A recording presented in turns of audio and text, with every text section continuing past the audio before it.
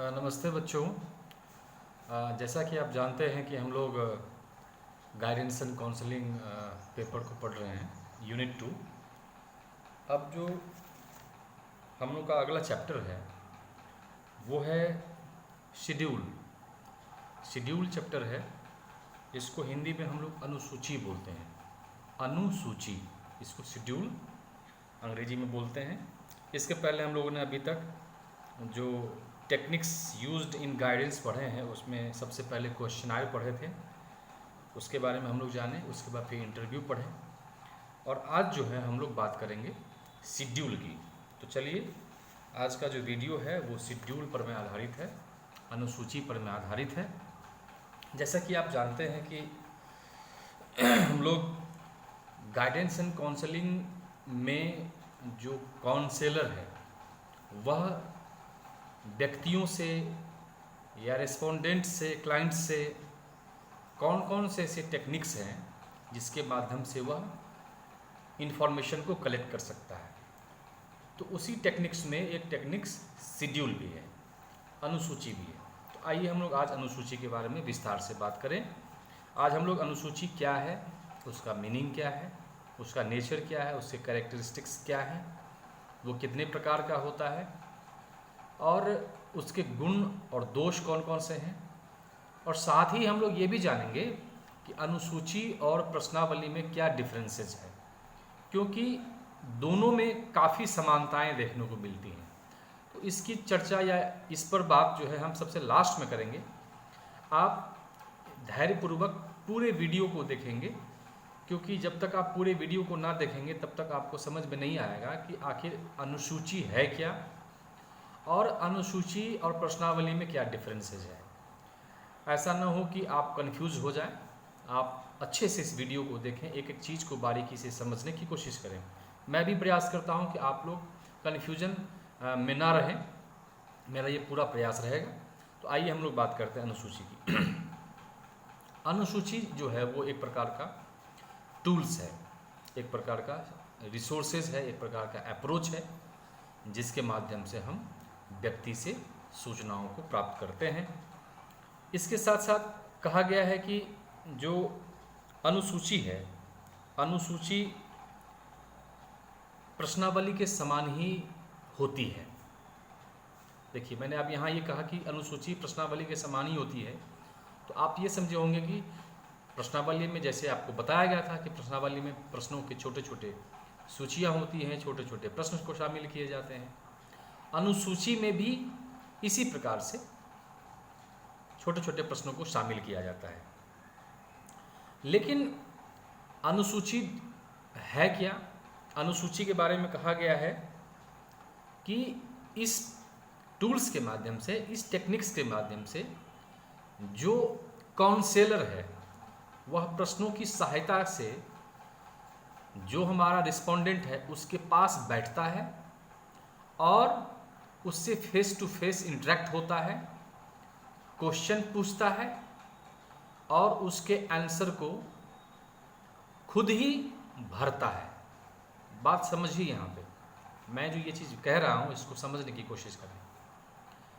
अनुसूची में प्रश्नों की एक छोटी छोटी सूची होती है, प्रश्न शामिल किए जाते हैं और उन प्रश्नों को काउंसलर रिस्पोंडेंट के साथ बैठकर बारी बारी से खुद ही क्वेश्चन पूछता है और जो उत्तर प्राप्त होता है उस उत्तर को खुद ही लिखता है। यहाँ पर सूचनादाता यानी उत्तरदाता का रोल क्या है? क्वेश्चन को समझना और क्वेश्चन के उत्तर को देना। जो इंटरव्यूअर है यानी जो साक्षात्कार ले रहा है, या जो काउंसलर है, हम काउंसलर की ही बात करें, उस काउंसलर का क्या काम है कि वह क्वेश्चन पूछेगा फेस टू फेस और जो उत्तर प्राप्त होगा उस उत्तर को खुद भी लिखेगा। प्रश्नावली में क्या था? क्वेश्चन तो बनाए जाते थे लेकिन उस क्वेश्चन को भेजा जाता था, चाहे वो बंद प्रश्नावली हो, चाहे वो खुली प्रश्नावली हो, चाहे वो डाक प्रश्नावली हो। उसमें क्या होता था? उस प्रश्नावली के माध्यम से जो भी प्रश्न होते थे रिस्पोंडेंट्स को पूरे प्रश्नों को पढ़ना पड़ता था, स्वयं पढ़ना पड़ता था, और रिस्पोंडेंट को खुद ही क्वेश्चन का आंसर भी लिखना पड़ता था। लेकिन यहाँ उसके ठीक विपरीत अनुसूची में प्रश्नों की जो संख्या है या प्रश्न जो शामिल किए गए हैं, इसमें काउंसलर प्रत्यक्ष रूप से रिस्पोंडेंट के साथ बैठ करके क्वेश्चन पूछेगा और उस क्वेश्चन के आंसर को यानी सूचनाओं को कलेक्ट करके फिर से खुद ब खुद वो लिखेगा। तो इस प्रकार से हमने क्या समझा, प्रश्नावली के समान अनुसूची में भी प्रश्नों की एक सूची होती है, जैसा कि मैंने आपको बताया, और इन प्रश्नों को काउंसलर रिस्पोंडेंट को सुनाता है पढ़ करके, और सूचनादाता सुनकर उसका उत्तर देता है, जिसे काउंसलर ठीक ढंग से रिकॉर्ड करता है। ये तो आप समझ गए होंगे अनुसूची क्या होता है। एक मीनिंग है इसका अनुसूची के बारे में।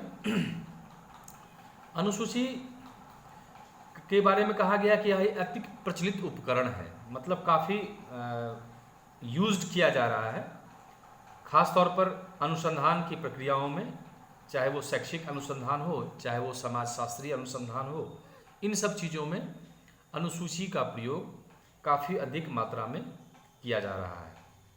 अनुसूची के बारे में तो ये भी कहा जाता है कि अनुसूची एक समस्या से संबंधित तर्कसंगत प्रश्नों की एक सूची होती है। और देख लीजिए मीनिंग क्या है। अनुसूची एक समस्या से संबंधित तर्कसंगत प्रश्नों की एक सूची, तर्कसंगत मीनिंगफुल तर्कसंगत प्रश्नों की एक सूची होती है, जिसके आधार पर काउंसलर उत्तरदाता से प्रायः पूर्व निर्धारित संपर्क के अनुसार संबंधित प्रश्नों के प्रत्यक्ष रूप से उत्तर प्राप्त करता है तथा सूची को स्वयं अपने आप से भरता है। यहाँ पर एक बात क्या नया आया कि यदि किसी सूचनादाता से हमें किसी प्रकार की सूचनाओं को कलेक्ट करना है, तो इसके लिए हमें पूर्व प्लानिंग करनी होगी। सूचनादाता को बतानी पड़ेगी कि हम फलना दिन आ रहे हैं, इतने समय में आ रहे हैं, इतने बजे बैठेंगे आपके साथ, और आपके साथ बैठ करके हम बहुत सारे सवाल जवाब करेंगे और आपको उसके जवाब देने होंगे।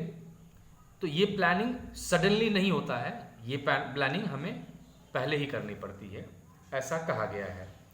और एक चीज़ तो कॉमन समझ गए होंगे कि प्रश्नावली में प्रश्नों को खुद पढ़ता था सूचनादाता और खुद ही उसके उत्तर देता था, लेकिन अनुसूची में जो प्रश्नों की सूची है वो काउंसलर खुद पढ़ेगा, सूचनादाता उत्तर देगा और प्राप्त उत्तर को, प्राप्त सूचनाओं को जो काउंसलर है वो भरेगा या नोट करेगा या रिकॉर्ड करेगा। हमको लगता है कि इससे आप अच्छे तरीके से समझ गए होंगे। अब हम यहाँ पर एक डिफिनीशन लेते हैं, एक परिभाषा लेते हैं। परिभाषा बहुत अच्छी परिभाषा दी गई है गुडे तथा हैट नाम है, गुडे तथा हैट। वो कहते हैं कि अनुसूची प्रायः प्रश्नों की एक ऐसी तालिका होती है जिसके प्रश्नों के उत्तर काउंसलर आमने सामने की स्थिति में दूसरे व्यक्ति से पूछता है तथा उन्हें तालिका में स्वयं भरता है।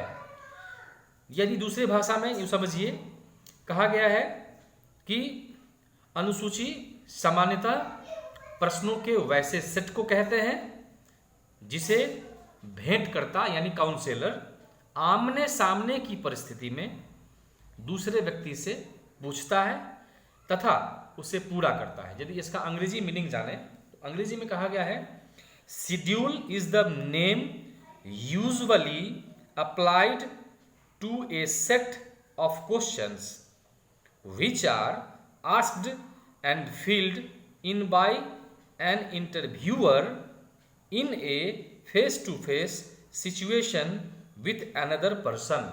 फिर से मैं एक बार रिपीट कर दूं, schedule is the name usually applied to a set of questions which are asked and filled in by an interviewer या counsellor in a face-to-face situation with another person. Goode तथा हैड की जो परिभाषा है, उनका जो डिफिनेशन है, ये स्पष्ट कर दिया कि प्रश्नों की एक सूची है। अनुसूची क्या है? प्रश्नों की एक सूची है जिसमें साक्षात्कारकर्ता या जिसमें काउंसलर परामर्शदाता व्यक्ति से क्वेश्चन आंसर पूछता है और खुद जो है उस क्वेश्चन आंसर को पूछने के उपरांत जो उत्तर प्राप्त होता है उसको वह भरता है या उसकी वह तालिका बनाता है या वह रिकॉर्ड करता है। तो ये एक अच्छी सी परिभाषा हो गई। अब इस परिभाषा से और इस मीनिंग से हमें क्या क्या समझ में आया? क्या क्या समझ में आया? कि अनुसूची छोटे छोटे प्रश्नों की एक सूची होती है। अनुसूची भी एक छोटे छोटे प्रश्नों की सूची होती है। दूसरा, अनुसूची के प्रश्नों को सूचनादाता स्वयं नहीं पढ़ता है और न ही उत्तरों को लिखता है, बल्कि परामर्शदाता प्रश्नों को पढ़कर सुनाता है और उनके द्वारा दिए गए उत्तरों को वह यानी काउंसलर खुद ही लिखता है। तीसरी बात क्या आई? अनुसूची के संचालन के समय सूचनादाता तथा परामर्शदाता के बीच आमने सामने का संबंध होता है, फेस टू फेस रिलेशन होता है। तीन बातें आई इसमें। पहला, अनुसूची में प्रश्नों की एक सूची होती है, प्रश्नों की एक माला होती है। दूसरा, अनुसूची में परामर्शदाता क्वेश्चन पूछता है और प्राप्त उत्तरों को स्वयं ही लिखता है, भरता है तालिकाओं में। तीसरी बात क्या आई कि अनुसूची में परामर्शदाता और जो काउंसलर सूचनादाता है, दोनों आमने सामने एक रिलेशन बनाते हैं, आमने सामने बैठते हैं और तब जाकर के अनुसूचियों के प्रश्नों को पूछा जाता है और उत्तरों को प्राप्त करके काउंसलर द्वारा उसे रिकॉर्ड किया जाता है। अब आप बिल्कुल ये समझ गए होंगे कि अनुसूची का मीनिंग क्या है, अनुसूची की परिभाषा क्या कही गई है और अनुसूची का जो नेचर है या अनुसूची के मीनिंग और डेफिनेशन के बाद जो बात निकल के सामने आई है वो आप बहुत अच्छे तरीके से समझ गए होंगे। एक चीज़ मैं आपको यहाँ बता दूँ, अनुसूची में जो सूचना काउंसलर है मतलब परामर्शदाता है, उसको कुशल एवं प्रशिक्षित होना चाहिए। क्यों होना चाहिए? क्योंकि सूचनादाता का उत्तर बहुत हद तक इस बात पर निर्भर करता है कि वह प्रश्नों को किस ढंग से पूछता है। मतलब एक काउंसलर को अनुसूची का इम्प्लीमेंट करते समय बिल्कुल वेल जो है ट्रेंड होना चाहिए, वेल जो है उसको कुशल होना चाहिए। क्यों? क्योंकि रिस्पोंडेंट का उत्तर जब आप क्वेश्चन पूछेंगे एज ए काउंसलर तो रिस्पोंडेंट का उत्तर बहुत हद तक इस बात पर निर्भर करेगा कि वह प्रश्नों को किस ढंग से पूछता है। देखिए, प्रश्न पूछने के तरीके की बात आई है, तो तरीका किस प्रकार से होगा, एक कुशल और प्रशिक्षित काउंसलर ही बहुत अच्छे तरीके से अनुसूची को इम्प्लीमेंट कर सकता है। इसीलिए कहा गया है कि अनुसूची में जो परामर्शदाता होते हैं उनको कुशल होना चाहिए, उनको प्रशिक्षित होना चाहिए। अब हम बात करेंगे अनुसूची होते कितने हैं, टाइप्स ऑफ शेड्यूल, अनुसूची कितने प्रकार के होते हैं। अनुसूची के बारे में यदि हम सुलेमान की बुक को देखें तो उन्होंने अनुसूची के 4 प्रकार बताए हैं। निरीक्षण अनुसूची यानी ऑब्जर्वेशनल शेड्यूल, दूसरा साक्षात्कार अनुसूची यानी इंटरव्यू शेड्यूल, तीसरा रेटिंग अनुसूची यानी निर्धारण अनुसूची इसको बोलते हैं, चौथा संस्था सर्वेक्षण अनुसूची यानी इंस्टीट्यूशन सर्वे शेड्यूल। लेकिन हम अरुण कुमार की किताब को यदि हम देखें तो उन्होंने 5 प्रकार के अनुसूचियों के बारे में कहा गया है। पांचों में से एक जो सुलेमान की किताब में नहीं मिली है वो है प्रलेखी अनुसूची यानी डॉक्यूमेंट्री शेड्यूल। तो आइए हम लोग एक एक शेड्यूल के टाइप्स के ऊपर में चर्चा करें। सबसे पहली चर्चा करते हैं हम लोग निरीक्षण अनुसूची के बारे में। इसको हम लोग प्रेक्षण अनुसूची भी कहते हैं, ऑब्जर्वेशनल अनुसूची भी कहते हैं यानी ऑब्जर्वेशनल शेड्यूल भी कहते हैं। ये क्या है?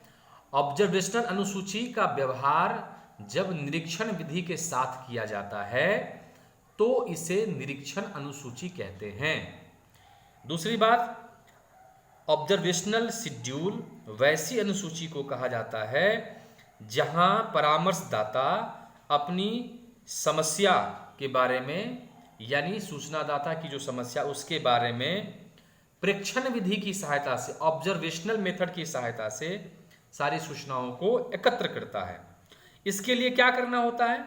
इसके लिए अनुसूची में तैयार किए गए प्रश्नों को परामर्शदाता व्यक्ति या व्यक्तियों के समूहों से एक खास परिस्थिति में पूछता जाता है तथा साथ ही साथ उसके व्यवहारों एवं अन्य क्रियाकलापों का वह प्रेक्षण भी करता जाता है, यानी ऑब्जर्वेशन भी करता चला जाता है। और प्रेक्षण के दौरान यानी निरीक्षण के दौरान यदि परामर्शदाता यह महसूस करता है कि अनुसूची में कुछ और प्रश्नों को जोड़ दिया जाए तो वह अपने स्वेच्छा से ऐसा कर लेता है। कभी कभी प्रेक्षण अनुसूची का प्रयोग पहले से प्राप्त सूचनाओं की सत्यता की जांच के लिए भी किया जाता है। अब यहां देख लीजिए, कुछ शेड्यूल ऐसे भी होते हैं जहां प्रश्न तो हैं, प्रश्नों को पूछने के लिए परामर्शदाता भी उपलब्ध हैं, लेकिन हमें ऑब्जर्वेशन के माध्यम से, निरीक्षण के माध्यम से उन प्रश्नों के उत्तरों को प्राप्त करना है। कहने का मतलब यहां कि फेस टू फेस हम उपस्थित तो होंगे, समूह, बड़े स्तर के समूह, यानी विद्यालय में मान लीजिए कि या किसी संस्था में काम करने वाले बहुत सारे लोग हैं, या हम स्कूल की बात करें, हमें स्कूल के बच्चों का काउंसलिंग करना है, तो एक परामर्शदाता ने क्या किया, ऑब्जर्वेशन शेड्यूल बनाया। ऑब्जर्वेशन शेड्यूल के माध्यम से उन्होंने वैसे प्रश्नों को रखा जो कॉमन हो, सारे बच्चों पर उसको इम्प्लीमेंट किया जा सके, यानी सारे सूचनाओं बच्चों के माध्यम से प्राप्त हो, जो बेसिक सूचनाएं हैं जिस पर में परामर्शदाता काम करना चाहता है, या बच्चों की जो नीड होती है उस नीड को पूरा करने के लिए परामर्शदाता ने क्वेश्चन प्रिपेयर किया। जैसे परामर्शदाता ने यह सोचा कि हम बच्चों को आने वाले भविष्य के बारे में काउंसलिंग करना चाहते हैं, वो क्या सोचते हैं या उनका अपना क्या लक्ष्य है, इन चीज़ों को, क्योंकि हर बच्चा कहीं ना कहीं इन सारी समस्याओं से ग्रस्त रहता है, वो हमेशा ये सोचता है कि हमें आखिर क्या करना है, हमें नहीं पता, हमें किस तरफ जाना चाहिए हमें नहीं पता, वह इस उदेरबुन में रहता है। तो परामर्शदाता इन सब चीज़ों को समझते हुए ऐसे क्वेश्चन की रचना करता है जिसके माध्यम से वो बड़े स्तर पर, बड़े समूह पर में इसको इम्प्लीमेंट कर सके और केवल ऑब्जर्व करे। ऑब्जर्व करना है, क्वेश्चन तो बनाया गया है, फेस टू फेस ऑब्जर्व भी करना है, लेकिन यहां पर में पूछना नहीं है, प्रश्नों को सूचनादाता से डायरेक्टली बैठ करके पूछना नहीं है। यहां करना क्या है, केवल ऑब्जर्वेशन करना है, अवलोकन करना है। आप पूरे विद्यालय के बच्चों को बारीकी से उसके साथ बैठ करके हो, चाहे उसके साथ ना बैठ करके हो, आप विद्यालय में घूमे, 10 मिनट वहां बैठ गए, 5 मिनट वहां बैठ गए, 10 मिनट वहां बैठ गए, हो सकता है कि आप क्वेश्चन आंसर करें भी, मान सकते हैं इस चीज को, लेकिन ये आपको बताना नहीं है कि हम आपका काउंसलिंग कर रहे हैं या हम आपकी समस्याओं को समझने की कोशिश कर रहे हैं। प्रेक्षण जो है, ऑब्जर्वेशन भी एक टूल्स माना गया है जहां पर में सूचना परामर्शदाता जो होते हैं वो उपस्थित हो करके अवलोकन करते हैं और अवलोकन करने के माध्यम से सारी सूचनाओं को कलेक्ट करते हैं। लेकिन इसमें क्या है, क्योंकि इसमें सूची बनी हुई है, प्रश्नों की सूची बनी हुई है जिस पर में जिस समस्या का हमें समाधान करना है या जिस समस्या को हमें ऑब्जर्व करना है, उससे रिलेटेड जो प्रश्नों की सूची है वह सूची इंप्लीमेंट कैसे होगी, वह ऑब्जर्वेशन के माध्यम से होगी, अवलोकन के माध्यम से होगी। और काउंसलर जब अवलोकन कर रहा होता है तो एक एक क्वेश्चन जो उसने बनाया है उन सारे क्वेश्चनों के आंसर को खुद भरता चला जाता है कि हमने इस क्वेश्चन के माध्यम से क्या देखा, हमने इस क्वेश्चन के माध्यम से क्या देखा, हमने इस क्वेश्चन के माध्यम से क्या परखा। तो इस प्रकार से अनुसूची का जो पहला प्रकार है वो निरीक्षण अनुसूची है, अवलोकन अनुसूची है, प्रेक्षण अनुसूची है। नाम एक ही है, अंग्रेजी में इसको ऑब्जर्वेशनल शेड्यूल कहते हैं। तो हमने क्या जाना कि ऑब्जर्वेशन शेड्यूल वैसे शेड्यूल को कहते हैं जिसमें हम निरीक्षण के माध्यम से, ऑब्जर्वेशन के माध्यम से उसको व्यवहार में लाते हैं। इस प्रकार के जो भी सूची का अनुप्रयोग हम करेंगे वह निरीक्षण अनुसूची कहलाएगा। चलिए, ये तो आप जान गए। उसके बाद हम दूसरे अनुसूची की बात करें। दूसरा अनुसूची है साक्षात्कार अनुसूची, इंटरव्यू शेड्यूल इसको अंग्रेजी में बोलते हैं। अब ये जो साक्षात्कार अनुसूची है, ये अनुसूची क्या होता है? साक्षात्कार अनुसूची वैसे अनुसूची को कहा जाता है जिसमें काउंसलर केवल स्टैंडर्डाइज्ड क्वेश्चंस को ही अपनी अनुसूची में शामिल करता है। ऐसे प्रश्नों की संख्या निश्चित होती है, उनका क्रम भी निश्चित होता है। संक्षेप में यदि कहें तो हम लोग जो स्ट्रक्चर इंटरव्यू पढ़े थे, जिसमें प्रश्न पूर्व निर्धारित होते हैं और उन्हीं क्वेश्चन को पूछना होता है, तो यहाँ पे ये कहा गया है कि संरचित साक्षात्कार में जिस अनुसूची का प्रयोग किया जाता है उसे हम साक्षात्कार अनुसूची कहते हैं। मुझे एक स्टूडेंट्स ने ये पूछा था कि अनुसूची में ये अनुसूची क्या होता है। यदि हम साक्षात्कार ले रहे हैं, उसमें प्रश्नों की सूची बनाए हुए हैं जो स्ट्रक्चर्ड है, यानी संरचित प्रश्नावली है या संरचित प्रश्न पहले से ही निर्धारित किए गए हैं साक्षात्कार में, तो क्या हम उसको प्रश्नावली कहेंगे? उसको हम प्रश्नावली तो कहेंगे नहीं, क्योंकि प्रश्नावली में साक्षात्कारकर्ता सामने उपस्थित नहीं होता। या हम यूँ कह सकते हैं कि स्ट्रक्चर्ड क्वेश्चनायर जो है वहाँ प्रश्नावली में साक्षात्कारकर्ता उपस्थित नहीं होता, परामर्शदाता उपस्थित नहीं होता। लेकिन साक्षात्कार जब हम आप लेते हैं वहाँ पर में परामर्शदाता उपस्थित होता है, साक्षात्कारकर्ता उपस्थित होता है। तो जो संरचित प्रश्नावली बनाई गई है या संरचित साक्षात्कार ऑर्गेनाइज किया जा रहा है, चूंकि उसमें प्रश्न पहले से ही निर्धारित किए गए हैं कि हमें ये प्रश्न पूछना है, तो उसे संरचित साक्षात्कार कहते हैं। और साथ ही साथ उसमें जो प्रश्न प्रयुक्त किए जा रहे हैं या प्रश्न जो बनाए गए हैं, जो प्रश्न पूछना है, उसको चूंकि वहाँ पर में उत्तरदाता को क्वेश्चन स्वयं पूछना नहीं है। साक्षात्कार में क्या होता है, देखिए इस चीज़ को समझिएगा, कंफ्यूजन में मत रहिएगा। साक्षात्कार में, संरचित साक्षात्कार में प्रश्न पहले से निर्धारित होते हैं।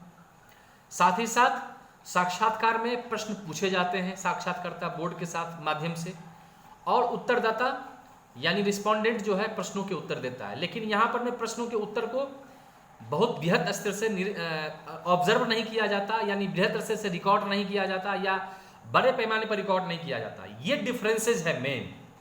लेकिन यदि हम साक्षात्कार अनुसूची की बात करें, इंटरव्यू शेड्यूल की बात करें, तो चूंकि यहाँ पर में फेस टू फेस बैठना है काउंसलर को और रिस्पोंडेंट को, और जो जो क्वेश्चन पूछा जाना है जो पूर्व से ही निर्धारित किया हुआ है, स्ट्रक्चर्ड तरीके से निर्धारित किया हुआ है, उन सारे क्वेश्चनों को पूछना है और सारे उत्तर को बाकायदा नोट करना है, सारे उत्तरों को नोट करते हुए चले जाना है। तो इस प्रकार के जो शेड्यूल होते हैं वो साक्षात्कार अनुसूची कहलाते हैं। इसको और दूसरे तरीके से समझे, जब साक्षात्कार के साथ अनुसूची का व्यवहार किया जाता है तो इसे साक्षात्कार अनुसूची कहते हैं। बड़े शॉर्ट में इस चीज को बताया गया है। ऐसे साक्षात्कार को हम संरचित साक्षात्कार भी कहते हैं। सुलेमान की किताब ने तो साफ स्पष्ट कर दिया है, यदि हम साक्षात्कार में स्ट्रक्चर्ड क्वेश्चन की सहायता से साक्षात्कार लेते हैं तो वह साक्षात्कार अनुसूची कहलाता है। यानी जिस साक्षात्कार में अनुसूची का व्यवहार नहीं किया जाता है उसे हम असंरचित साक्षात्कार कहते हैं, अनस्ट्रक्चर्ड इंटरव्यू कहते हैं। लेकिन जिस साक्षात्कार में हम अनुसूची का व्यवहार करते हैं उसे हम संरचित साक्षात्कार के साथ साथ साक्षात्कार अनुसूची भी कहते हैं। सुलेमान की किताब में इन सब चीज़ों को बड़े अच्छे तरीके से स्पष्ट किया गया है। लेकिन डिफरेंस तो कुछ ना कुछ है। डिफरेंस क्या है, मैं फिर से इसको रिपीट कर रहा हूँ। डिफरेंस आपने क्या देखा, साक्षात्कार में जो संरचित साक्षात्कार है, जहां प्रश्न पहले से निर्धारित हैं, जो इंटरव्यू बोर्ड के द्वारा पूछा जाना है, ये हम लोग करते तो हैं, वहाँ पर में, लेकिन कुछ न कुछ समानता तो है, लेकिन साथ ही साथ कुछ असमानता भी है। यहाँ पर स्पष्ट किया गया है कि जो साक्षात्कार करता है यानी जो काउंसलर है वह फेस टू फेस बैठेगा और सारे पूर्व निर्धारित क्वेश्चन जो बनाए गए हैं उस क्वेश्चन से संबंधित क्वेश्चन पूछेगा, खुद क्वेश्चन पूछेगा और साथ ही साथ सारे उत्तर को वह खुद लिखेगा। ये बेसिक डिफरेंसेस है, इस चीज को आप समझ गए होंगे। तो साक्षात्कार अनुसूची जो है इस प्रकार से है। अब हम बात करते हैं रेटिंग अनुसूची की, निर्धारण अनुसूची की बात करते हैं। निर्धारण अनुसूची के बारे में कहा गया है कि इस प्रकार की अनुसूची का व्यवहार रेटिंग के साथ किया जाता है। अब ये रेटिंग क्या होता है, निर्धारण क्या होता है? निर्धारण मापनी आप पढ़े होंगे, रेटिंग स्केल पढ़े होंगे, उसमें हम कुछ न कुछ स्केलिंग करते हैं। जैसे माइक्रो टीचिंग के क्लासेस में बहुत सारे रेटिंग स्केल के माध्यम से हम लोगों ने सारे स्किल को हम लोगों ने ऑब्जर्व किया था। उसमें स्पष्ट था कि इन चीज़ों का व्यवहार किया जा रहा है कि हाँ, ना, बहुत अच्छा या कम, या फिर हम अंक के माध्यम से भी 1 2 3 4 5 स्केल के माध्यम से भी हम लोगों ने इस चीज़ को वहाँ पर मैं ऑब्जर्व किया था।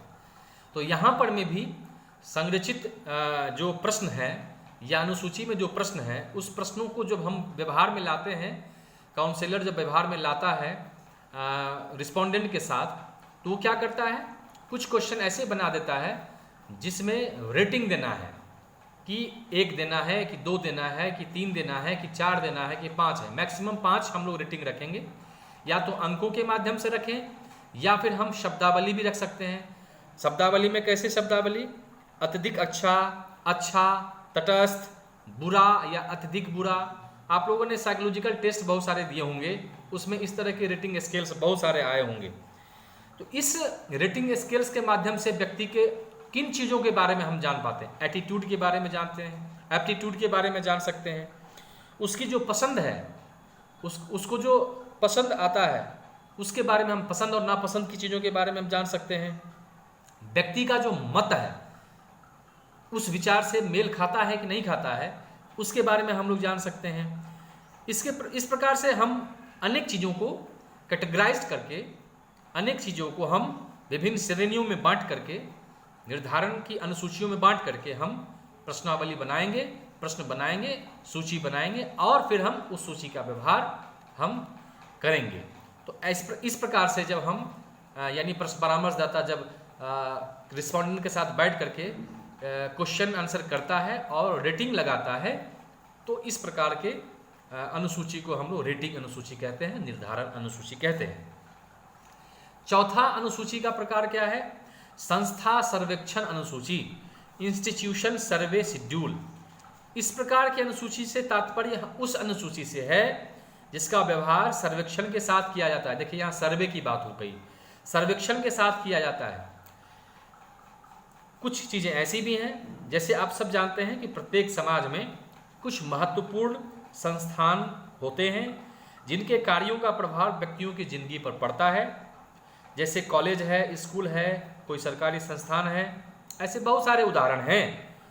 तो संस्थागत अनुसूची वैसे अनुसूची को कहते हैं जिसमें परामर्शदाता इन महत्वपूर्ण संस्थानों के बारे में जानने के लिए प्रश्नों का निर्माण करता है तथा उस संस्था में काम कर रहे व्यक्तियों पर उसका क्रियान्वयन करता है और फिर व्यक्तियों के मत, उसके मनोवृत्तियों से अवगत होता है। इस तरह की सूची का प्रयोग यानी इस तरह की अनुसूची का प्रयोग अधिकतर समाजशास्त्रियों द्वारा किया जाता है। अब यदि हम परामर्शदाता की बात करें, विद्यालय है, हम शिक्षक बनेंगे, यदि एज ए काउंसलर मुझे किसी स्कूल का सर्वे करना है और स्कूल के सर्वे के माध्यम से हमें उस स्कूल के में काम कर रहे बच्चे, इस स्कूल पढ़ रहे बच्चे, उस स्कूल में काम कर रहे प्रिंसिपल से लेकर के टीचिंग स्टाफ से लेकर के नॉन टीचिंग स्टाफ तक सारे व्यक्तियों के बारे में हमें यदि जानना है तो हम इस प्रकार के प्रश्नों की सूची बनाएंगे और उस स्कूल का हम लोग जाकर के सर्वे करेंगे। डायरेक्ट मेथड का हम यूज करेंगे, प्रत्यक्ष जाकर के सर्वे करेंगे, प्रत्यक्ष देखेंगे, लोगों से बात करेंगे, प्रिंसिपल से बात करेंगे, टीचिंग स्टाफ से बात करेंगे नॉन टीचिंग स्टाफ से बात करेंगे, बच्चों से भी हम क्वेश्चन आंसर करेंगे, और तब जा करके हम ये सूचना प्राप्त करेंगे और कहेंगे कि इस संस्था में ये चीज़ बहुत अच्छा है, इस संस्था में ये चीज़ बहुत बुरा है, इस संस्था में इस प्रकार की सुधार की गुंजाइश है या इस प्रकार की सुधार होनी चाहिए। तो इस प्रकार से सूचनाओं को प्राप्त करने के बाद काउंसलर बहुत प्रकार के सुझाव उस संस्था के बारे में दे सकता है, क्योंकि आप सब जानते हैं हर एक संस्था का अपना अपना एक मतलब प्रभाव होता है समाज में, सोसाइटी में। जहाँ पे जो संस्था काम कर रही होती है उस संस्था के बारे में लोगों के प्रति मन में कहीं ना कहीं रिस्पेक्ट की भावना होती है कि ये संस्था अच्छा कर रही है।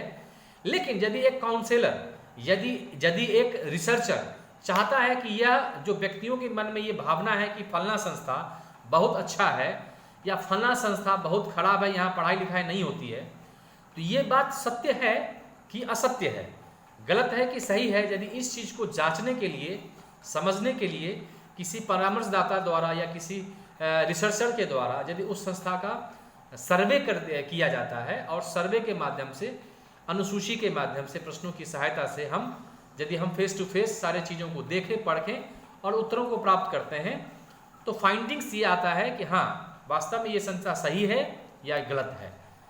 तो इस प्रकार से हम चाहें तो हम किसी संस्था का सर्वेक्षण कर सकते हैं और सर्वेक्षण के माध्यम से हम उस संस्था में काम कर रहे व्यक्ति या उस संस्थान में पढ़ रहे बच्चों के ऊपर में हम लोग डिस्कस कर सकते हैं कि हाँ यहाँ इस संस्था में काम कर रहे बच्चे में या पढ़ रहे बच्चों में इस प्रकार का स्किल ज़्यादा डेवलप होता है। अच्छा, एक चीज़ मैं आपको यहाँ बताऊँ, एक उदाहरण मैं आपको देता हूँ। यदि आपने बहुत सारे संस्थाओं के बारे में जाना होगा, कुछ संस्था ऐसे होते हैं जहाँ पर में काफ़ी रेपुटेड संस्था, जहाँ पर में पढ़ रहे बच्चे अपने पढ़ाई के बाद जब किसी कंपटीशन में जाते हैं या किसी प्रकार के एंट्रेंस एग्जामिनेशन देते हैं, तो अक्सर उस संस्था में पढ़ रहे बच्चे सफलता प्राप्त करते हैं, यानी नंबर ऑफ स्टूडेंट्स जो होते हैं वो काफ़ी उस संस्था में पास करते होते हैं। तो एज ए रिसर्चर, मान लें एज ए काउंसलर, यदि आपके मन में ये क्वेश्चन आया कि ऐसा कैसा हो सकता है कि पढ़ाई वही है, इस संस्था में भी वही पढ़ाया जाता है, उस संस्था में भी वही पढ़ाया जाता है, तो दोनों में बेसिक डिफरेंसेस क्या है?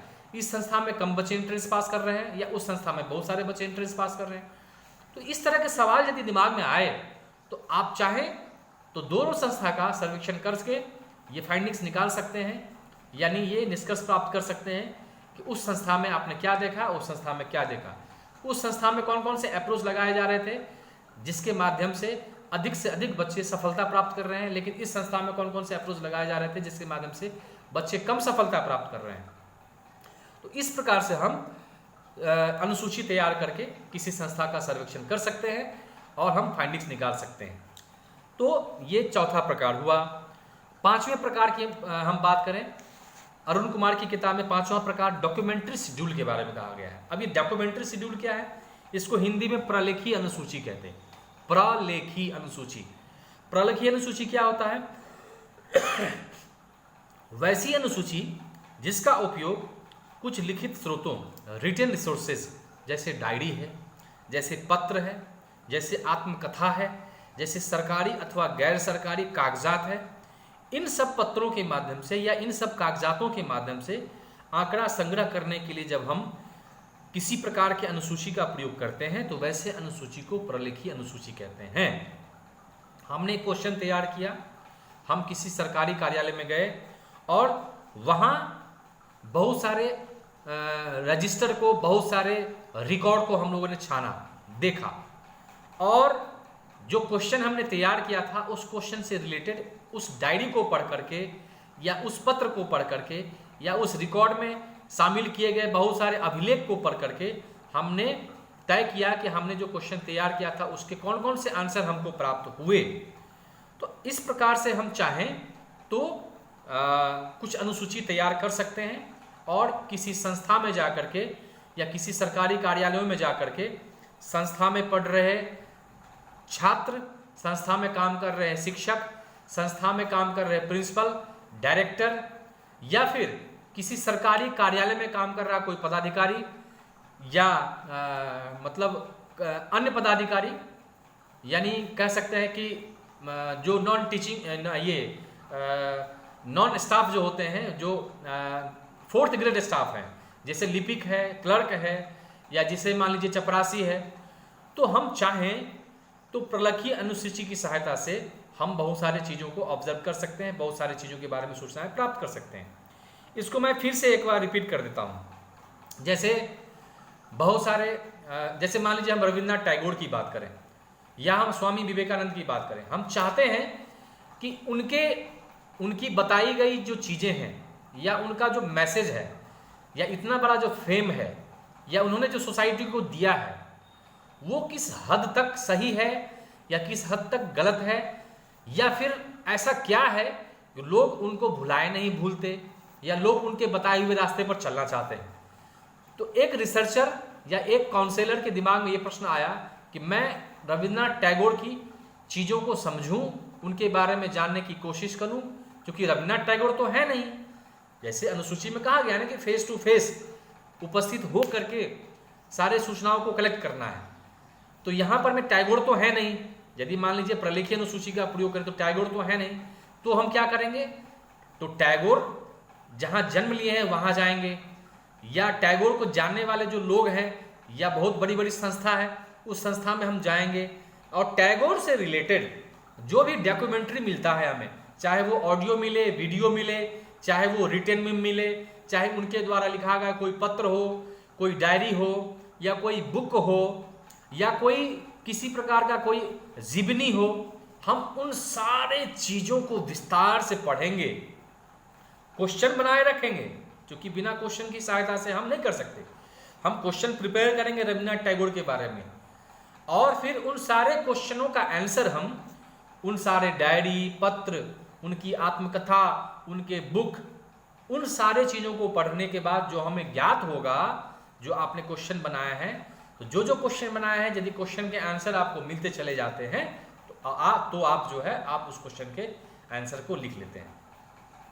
याद रखिए, ये प्रलेखीय अनुसूची खास तौर पर में काउंसलर से अधिक रिसर्चर बहुत ज़्यादा इस पर करता है, क्योंकि रिसर्चर अनुसंधानकर्ता जो होता है, शोधकर्ता जो होता है, वह जो व्यक्ति इस पृथ्वी पर नहीं है उन व्यक्तियों के बारे में यदि कोई जानकारी हासिल करना चाहता है तो ऐसे प्रकार के अनुसूची का प्रयोग, ऐसे प्रकार के शेड्यूल का प्रयोग ये करता है। रही बात काउंसलिंग की, गाइडेंस ऑन काउंसलिंग में ऐसा बहुत कम ही देखने को मिलता है, क्योंकि गाइडेंस एंड काउंसलिंग का मूल उद्देश्य क्या है? जो उद्देश्य है वो ये है कि रिस्पोंडेंट्स की समस्याओं को समझना और उसकी समस्याओं को काम करना और रिस्पोंडेंट को उस रास्ते पर आगे बढ़वाना ताकि उसकी समस्या का समाधान हो सके। मूल उद्देश्य हमारा ये होता है गाइडेंस एंड काउंसलिंग की प्रोसेस में। लेकिन रिसर्च में बहुत सारे शेड्यूल का प्रयोग हम लोग करते हैं, जिसमें एक शेड्यूल प्रलेखीय अनुसूची भी है। तो इसलिए मैंने जो कहा कि इस प्रकार के शेड्यूल का प्रयोग खास तौर पर रिसर्च में अधिक होता है, रिसर्चर के द्वारा। गाइडेंस एंड काउंसलिंग की प्रक्रिया में ऐसा बहुत कम ही देखने को मिलता है।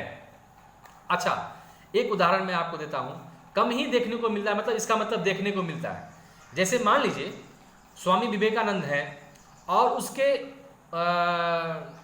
नाम से कोई विद्यालय चल रहा है, तो किसी व्यक्ति के दिमाग में ये बात आई या परामर्शदाता के दिमाग में ये बात आई, क्या उस स्कूल में, यदि स्कूल का नाम स्वामी विवेकानंद है, तो स्वामी विवेकानंद के जो कैरेक्टर हैं या उनका जो चरित्र है या उनका जो मैसेज है या उनका जो अपना एक बहुत बड़ा जो प्रतिष्ठा है, क्या उसका प्रभाव उस स्कूल में काम कर रहे बच्चों पर या पढ़ रहे बच्चों पर या उस स्कूल में काम कर रहे टीचरों पर कोई प्रभाव पड़ता है?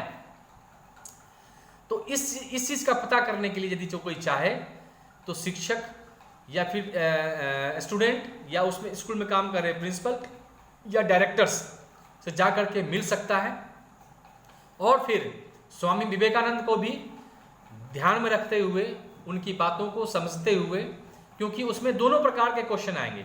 कुछ क्वेश्चन पूछताछ के माध्यम से आएंगे जो उसमें काम कर रहे हैं व्यक्ति या छात्र या प्रिंसिपल, या फिर कुछ क्वेश्चन ऐसे भी आएंगे जो वहाँ पर काम कर रहे लोगों पर आधारित नहीं होंगे, क्योंकि वह स्वामी विवेकानंद पर आधारित होगा, स्वामी विवेकानंद से संबंधित क्वेश्चन होगा और उन क्वेश्चन के आंसर पहले प्राप्त किए जाएंगे और फिर अलग से क्वेश्चन उस संस्था में काम कर रहे व्यक्ति या पढ़ रहे बच्चों पर उस शेड्यूल के माध्यम से ये देखा जाएगा, परखा जाएगा कि स्वामी विवेकानंद के विचार जो हैं क्या उस संस्था में काम कर रहे व्यक्तियों के ऊपर उस विचारों का कोई प्रभाव पड़ रहा है कि नहीं पड़ रहा है।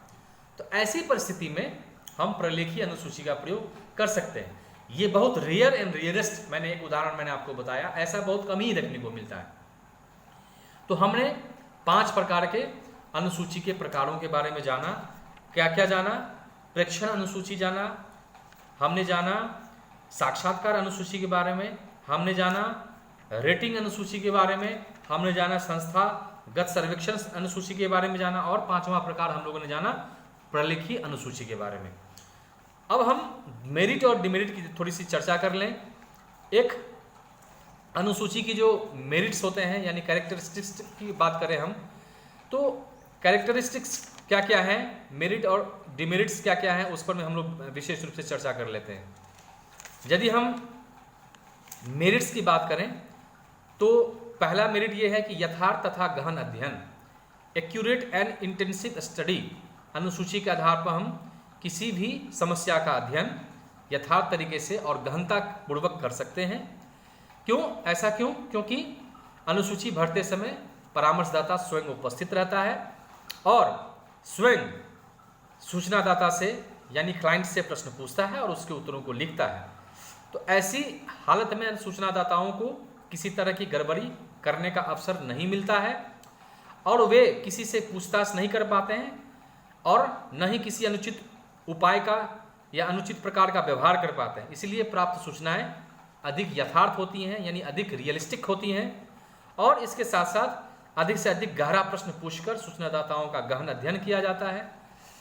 तो एक मेरिट ये हुआ, गहन अध्ययन और यथार्थ अध्ययन अनुसूची के माध्यम से देखने को मिलता है।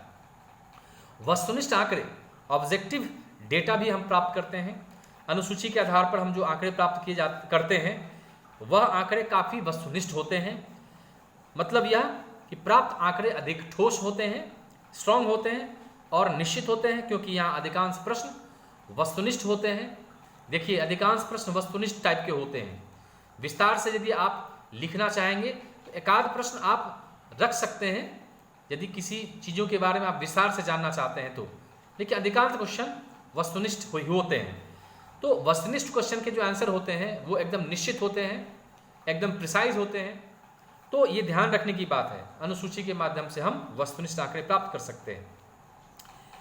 अस्पष्ट प्रश्नों को स्पष्ट करने की सुविधा, क्लैरिटी ऑफ एम्बिगुअस क्वेश्चंस।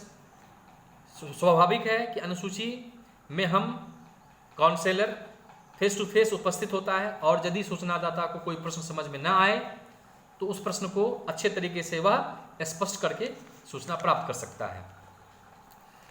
यदि और है इसका मेरिट, अस्पष्ट शब्दों को स्पष्ट करने की सुविधा, क्लैरिटी ऑफ एम्बिगुअस वर्ड्स।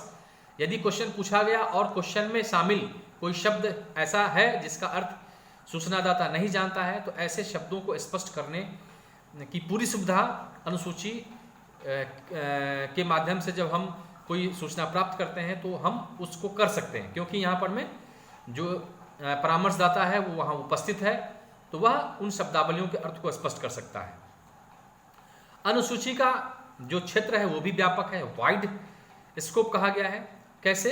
क्योंकि अनुसूची के माध्यम से हम शिक्षित हो चाहे अशिक्षित हो, व्यक्ति शिक्षित हो चाहे अशिक्षित हो, छात्र कम पढ़ा लिखा हो चाहे ज़्यादा पढ़ा लिखा हो, हम सारे छात्र पर में हम अनुसूची का प्रयोग कर सकते हैं। तो इस दृष्टिकोण से यदि हम देखें तो इसका व्यापक क्षेत्र है। व्यापक क्षेत्र में हम देखा कि हम किसी भी व्यक्ति पर में इसको हम इम्प्लीमेंट कर सकते हैं, चाहे वो पढ़ा हो चाहे नहीं पढ़ा हो। उसके अलावा और मेरिट क्या है? सूचनादाताओं का सहयोग, कोऑपरेशन ऑफ द रिस्पोंडेंट्स। अनुसूची में परामर्शदाता सूचनादाताओं से सहयोग मिलने की परामर्शदाता को सूचनादाताओं से सहयोग मिलने की पूरी संभावना रहती है। कैसे? क्योंकि यहाँ सूचनादाता तथा परामर्शदाता के बीच प्रत्यक्ष संबंध होता है, आमने सामने का संपर्क होता है, फेस टू फेस कांटेक्ट होता है। तो इस आधार पर में यदि हम देखें तो हमें रिस्पोंडेंट से अधिक कॉपरेशन मिलने की संभावना होती है। इसके अलावा 100% प्रतिक्रियाएं, 100% रिस्पॉन्स। जितने भी अनुसूची के जो भी प्रश्न आपने बनाए हैं सारे क्वेश्चन आप पूछ सकते हैं और जो भी उत्तर प्राप्त होते हैं आप उसको रिकॉर्ड कर सकते हैं। तो क्वेश्चन में शामिल सारे क्वेश्चन के रिस्पॉन्स को आप सूचनादाता से कलेक्ट कर सकते हैं। प्रत्यक्ष अध्ययन, अनुसूची के माध्यम से अनुसूची की विशेषता मेरिट क्या है? Direct study. अनुसूची के माध्यम से हम लोग डायरेक्ट स्टडी करते हैं, यानी प्रत्यक्ष रूप से हम सूचनादाता से संपर्क करके और सूचना प्राप्त करते हैं। इसके अलावा अनुसूची में अधिक विश्वसनीयता और वैधता भी देखने को मिलता है। विश्वसनीयता और वैधता के बारे में पहले भी हम लोगों ने काफ़ी डिस्कशन किया है। तो हम विश्वसनीयता और वैधता अनुसूची के माध्यम से कैसे प्राप्त करते हैं? क्योंकि यहाँ पर मैं प्रत्यक्ष रूप से परामर्शदाता उपस्थित है, तो स्वाभाविक है जो भी क्वेश्चन पूछे जाएंगे वो रियलिस्टिक होंगे, रियलिस्टिक वे में पूछे जाएंगे और तार्किक संगत उत्तर प्राप्त किए जाएंगे। जहाँ समझ में नहीं आएगा समझाए जाएंगे। तो निश्चित रूप से जो भी सूचनाएं हमें प्राप्त होंगे वो सभी सूचनाएं वैलिड होंगे और सभी सूचनाएं रिलायबल होंगे, विश्वसनीय होंगे। तो इस प्रकार से अनुसूची के ये सारे मेरिट्स हैं। यदि हम डिमेरिट्स की बात करें तो डिमेरिट्स में अनुसूची में कहा गया है कि समय तथा श्रम अधिक लगता है, धन का अधिक खर्च होता है।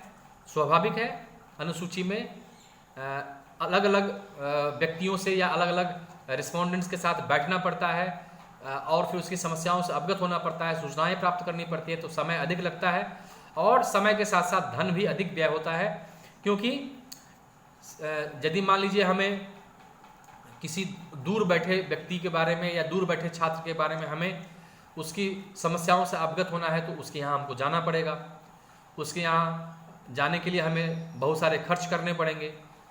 तो इस प्रकार से कुछ अधिक खर्च भी देखने को मिलता है।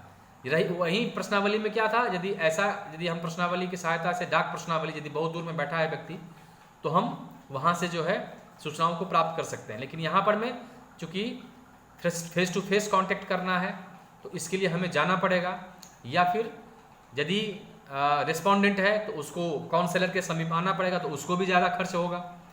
तो अधिक खर्च भी इसमें है, मनी कंज्यूम करता है। साथ ही साथ इसमें व्यक्तिगत पक्षपात भी देखने को मिलता है।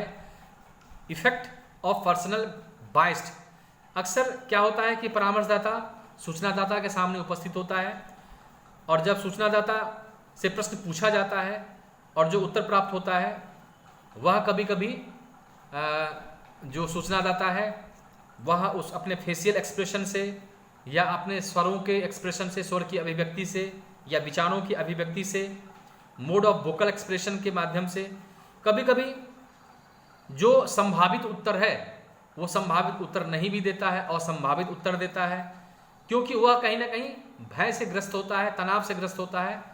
यह बहुत ज़्यादा तो नहीं होता लेकिन कुछ न कुछ परसेंटेज होता है।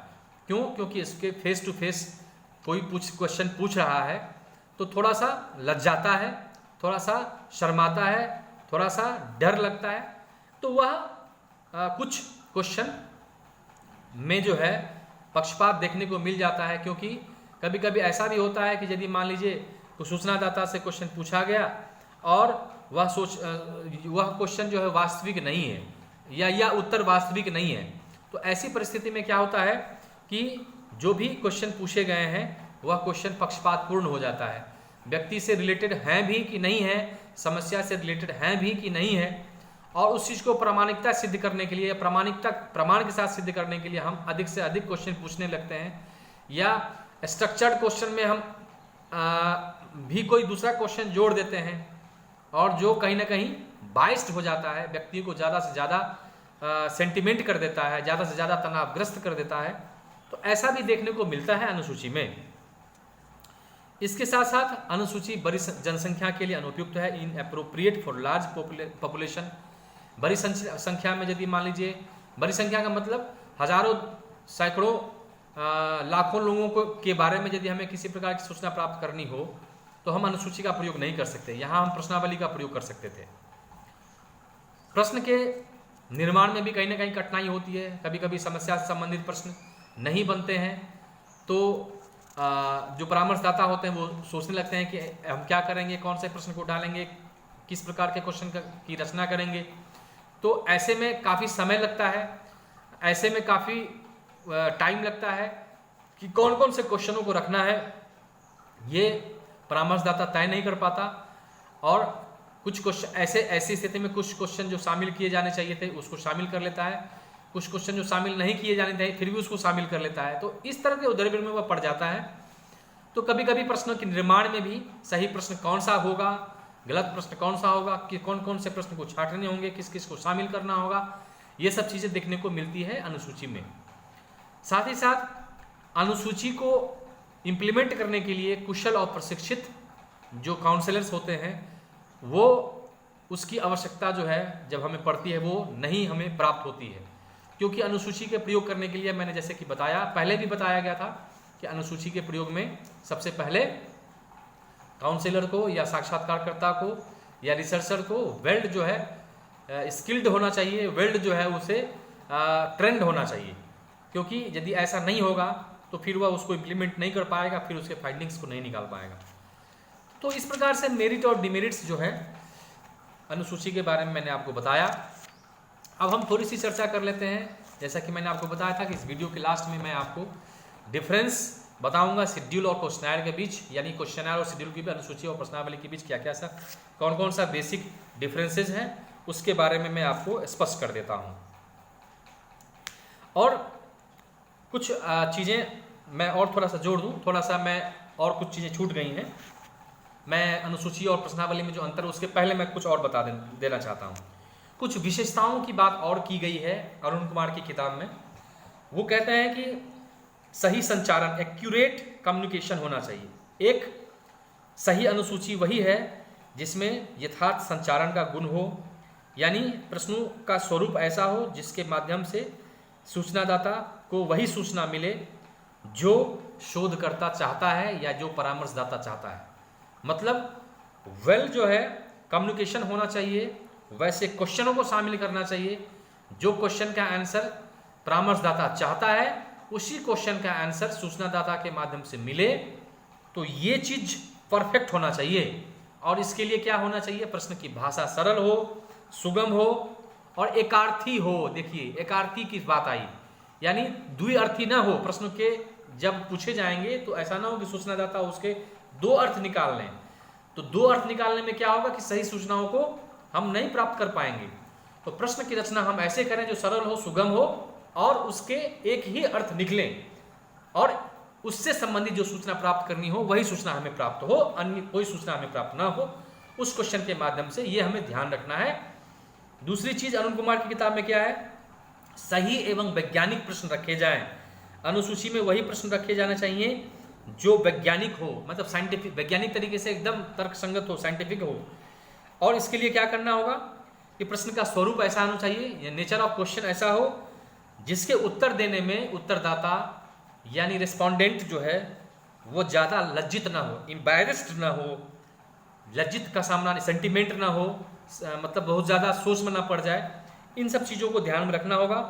प्रश्नों का स्वरूप ऐसा हो जिसके माध्यम से प्राप्त किए गए उत्तरों का हम सांख्यिकीय विश्लेषण भी कर सकें, यानी परामर्शदाता चाहे तो प्रश्नों के उत्तर यदि हम प्राप्त करते हैं तो उसका हम स्टैटिस्टिकल जो है एनालिसिस कर सकें। तो इस प्रकार के क्वेश्चन भी हम बनाएं, ऐसा हम कर सकते हैं।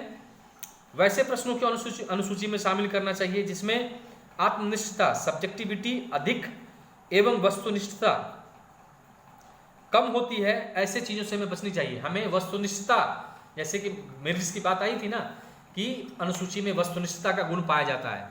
तो वस्तुनिष्ठता का गुण मतलब प्रश्न ऐसे हो जो ठोस हो, प्रश्न ऐसे हो जिसके उत्तर हमें वही मिले जो हम चाहते हैं।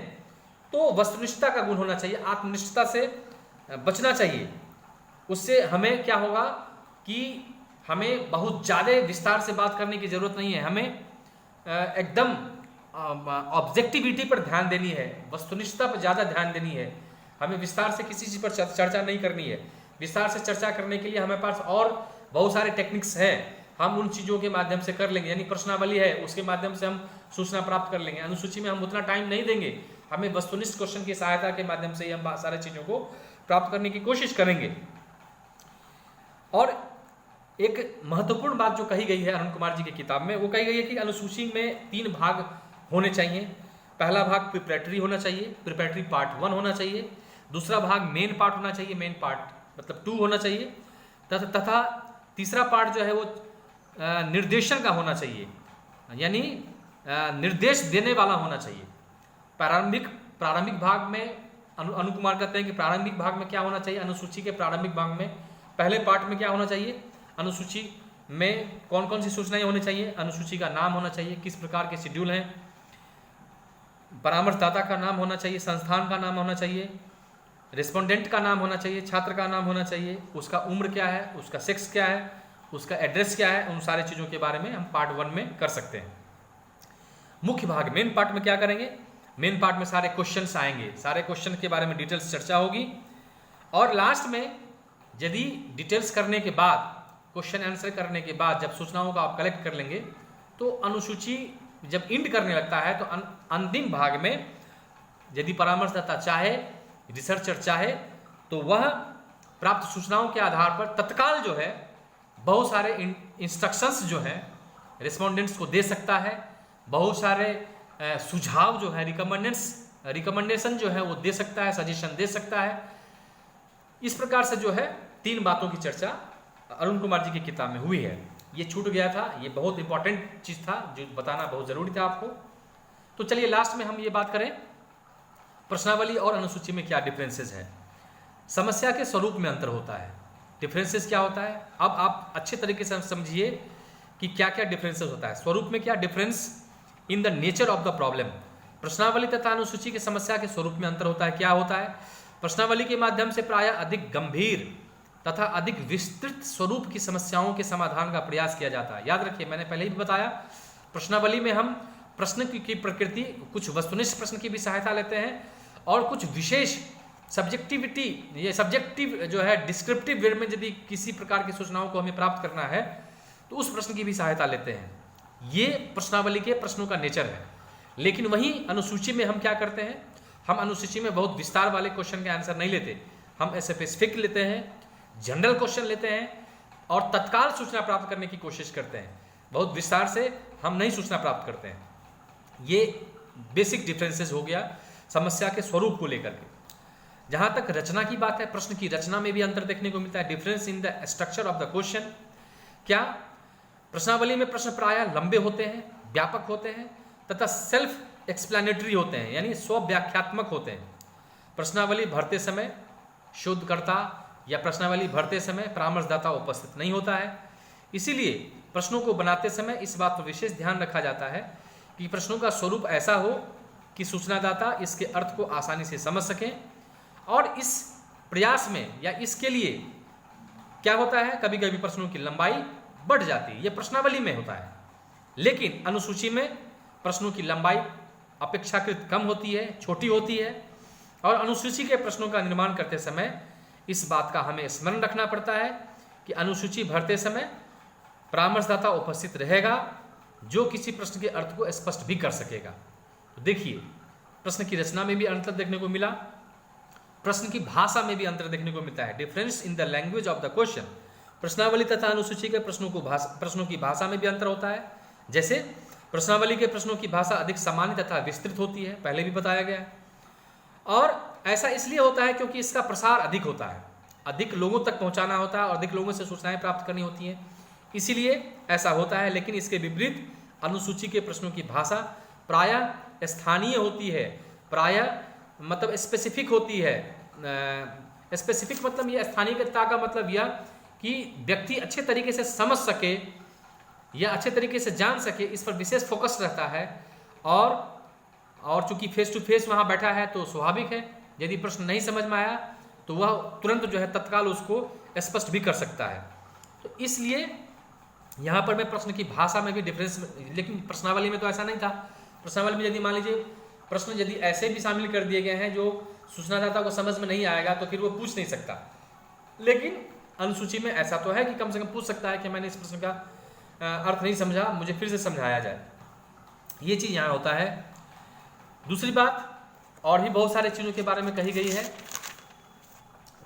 समय तथा श्रम में अंतर होता है। प्रश्नावली में समय तथा श्रम कम लगते हैं क्योंकि इसके माध्यम से बहुत सारे लोगों को तक सूचनाएं प्राप्त कर सकते हैं, डाक प्रश्नावली के माध्यम से।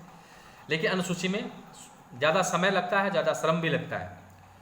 इसके साथ साथ कुछ और चीज़ों के बारे में जो अरुण कुमार की किताब में कही गई है, मैं उस पर मैं थोड़ा सा फोकस करना चाहता हूँ।